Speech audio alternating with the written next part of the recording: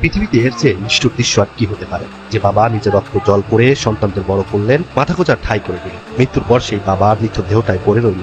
সম্পত্তির লোভে আটকে গেল শেষ বিদায়ের শেষ দাফনটুকু। মারা গেছেন ভৃত্য জলিল পণ্ডিত। নিয়ম অনুযায়ী স্বজনরা প্রস্তুতি নিয়েছিলেন পারিবারিক কবরস্থানে তাকে চিরনির্দায় শায়িত করা। খোঁড়া হয়েছিল প্রথম কবর, কিন্তু পরম মমতা বাবাকে বিদায় দেওয়ার বদলে, বুক ফেটে কাদার বদলে গর্জে উঠল নিজেরই কিছু সন্তান। তাদের দাবি, মৃত্যুর আগে জলিল পণ্ডিত তার সম্পত্তির একটি বড় অংশ ছোট স্ত্রী নিয়ে খাদিজার নামে লিখে দিয়েছেন। আর এই ক্ষোভেই আটকে গেল বাবার দাফন।